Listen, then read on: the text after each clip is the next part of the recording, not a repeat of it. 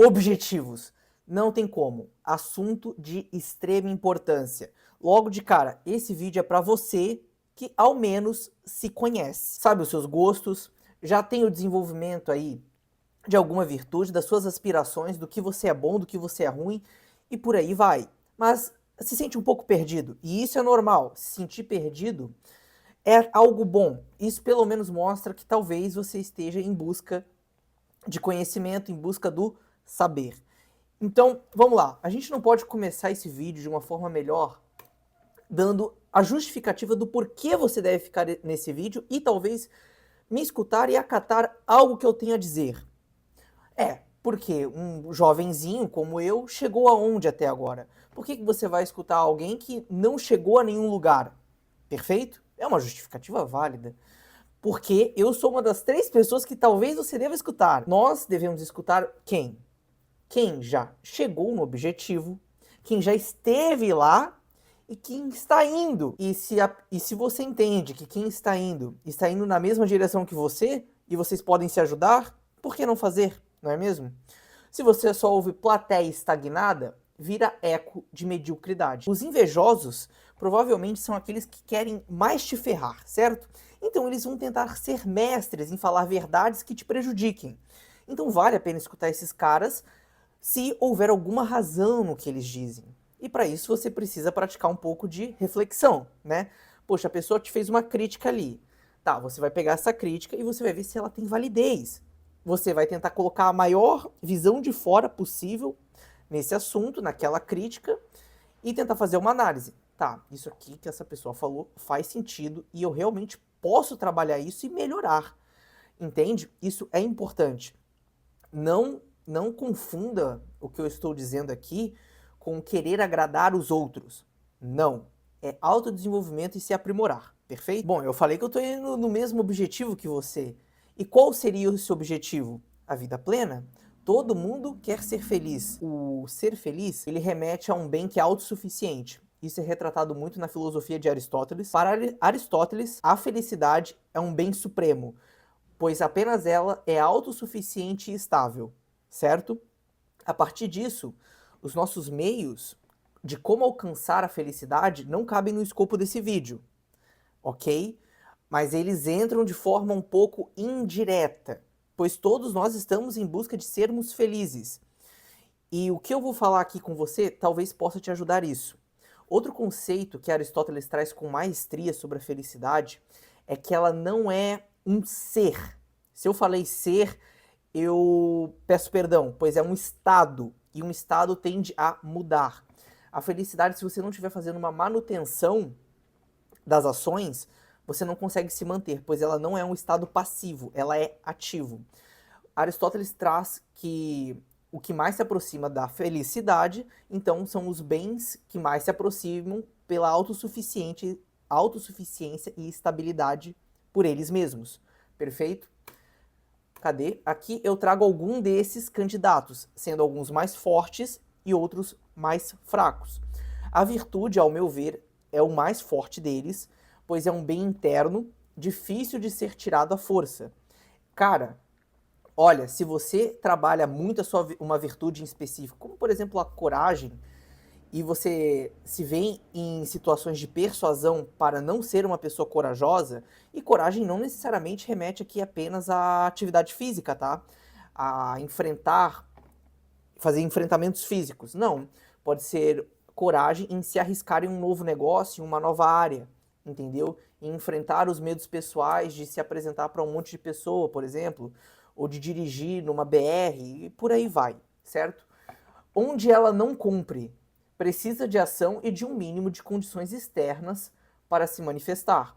Por isso que ela é uma das candidatas mais fortes, pois ela exige uma manutenção. Você não se torna alguém corajoso, vai dormir e é isso, acabou. Não, você tem que fazer a manutenção dessa virtude, você tem que ser virtuoso sempre.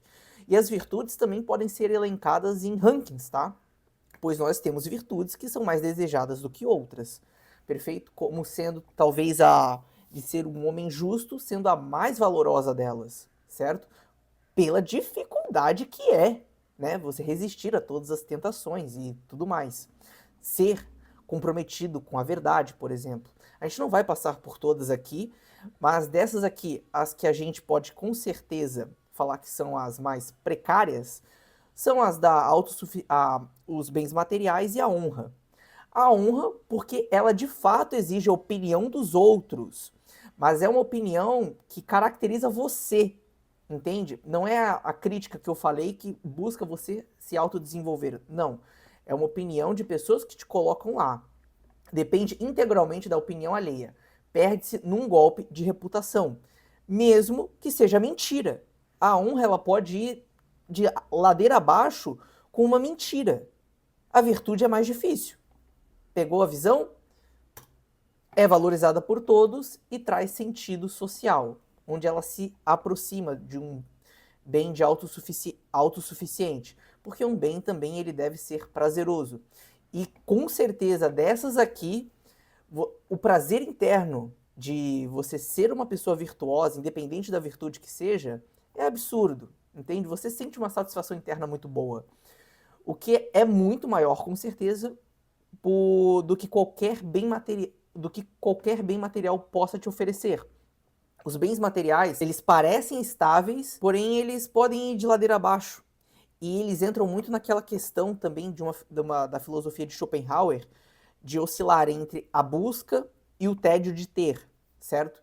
Então, enquanto você está buscando, há sentido naquilo, há força de vontade para continuar lutando, se manifestando, trabalhando, que seja. Quando você tem, acaba a graça, a magia toda se perde e você vai em busca de mais alguma coisa. As virtudes não são assim. Os bens da alma não são assim. Eu quero falar um pouco sobre a filosofia do Schopenhauer e dos limites que devemos nos impor na nossa busca pela felicidade. Pois quando você quer muitas coisas, você pode acabar se frustrando por não conseguir todas de uma vez. Então é muito interessante você colocar esses limites. Definir uma meta-alvo, definir os meios que estão nelas e não confundir os meios com os fins. Por exemplo, a riqueza. A riqueza é um bem, certo? Porém, ela não pode ser encarada como o seu fim. Ah, eu quero ser milionário. Cara, não, isso é um fim patético. Você tem que visar a riqueza para o fim final, entende? Pois o dinheiro ele é valioso e ele pode ser um facilitador do caralho na sua busca, entendeu? Em diversas áreas, em todas as áreas, podemos dizer assim. Então, tendo essa serenidade e foco, a gente tem um progresso real. Do fim aos meios, hierarquia de artes. Vamos lá. Primeiro, você tem que definir o seu fim mestre. Quais são as suas afinidades, as suas paixões que movem você? Isso é muito importante. Definindo elas, você tem que definir os meios, como a gente acabou de comentar, e quais são as artes que são subordinadas a essa grande arte. Por exemplo, a saúde. Você vai fazer o quê? Você vai fazer atividades físicas, você vai se alimentar em função de algo. E isso aqui é extrema importância. A gente consegue fazer as coisas com mais facilidade quando a gente tem um objetivo com aquilo, quando aquilo confere função, entendeu? Por isso que muitas vezes o começo é o mais difícil. Você sabe, por exemplo, que o inglês é extremamente importante nos dias atuais, principalmente você sendo brasileiro, e que ele pode te conferir portas, te dar oportunidades.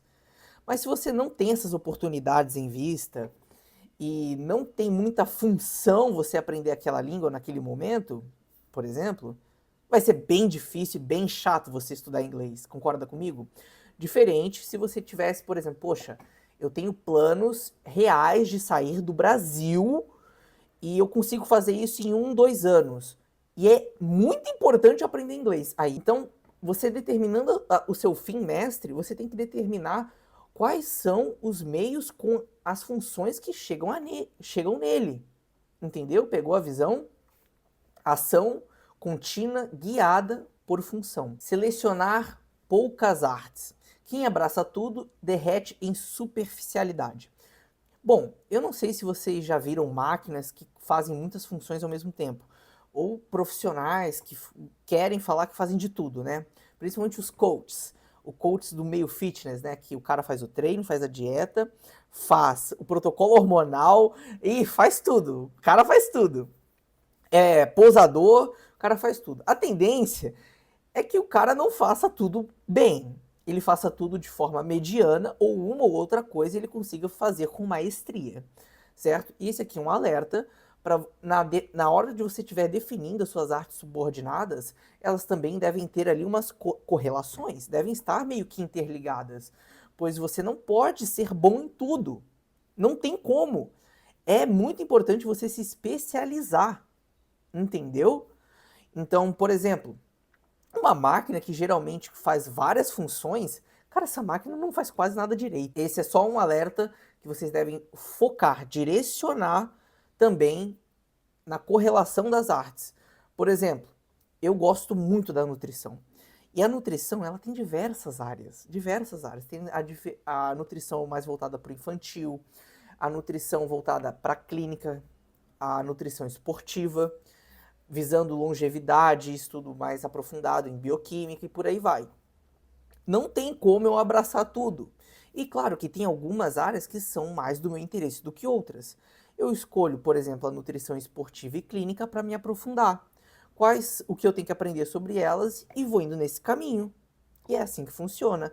Então, o conhecimento sobre a alimentação nos primeiros anos de vida não me interessam tanto e é até mais difícil de adquirir aquele conhecimento, porque não é algo do meu interesse.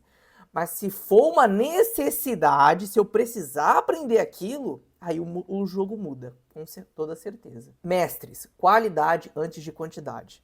Isso aqui é se você tem oportunidade de ter um guia, alguém que fale, filho, vá por esse caminho, não tenha muitos, entendeu? Pelo menos não de uma vez.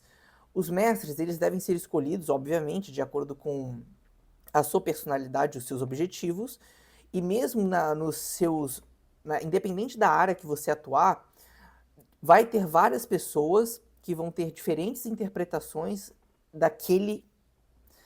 daquela arte, vamos dizer assim. E é importante que você se apegue apenas a uma escola de cada vez.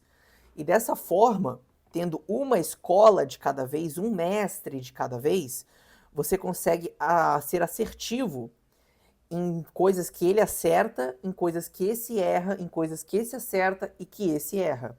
Entende? Assim, uma eterna busca do saber. Ação deliberada. Porque o tempo é a única moeda irrecuperável. Gasto em fins autossuficientes.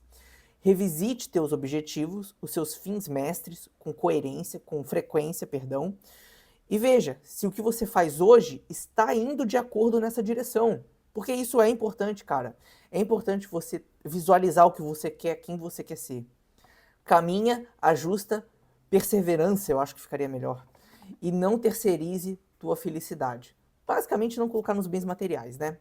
Bom, eu espero que você consiga tirar algo de bom desse vídeo, que de alguma forma eu tenha ajudado você a ir em direção onde você quer, onde nós queremos ir e passar bem.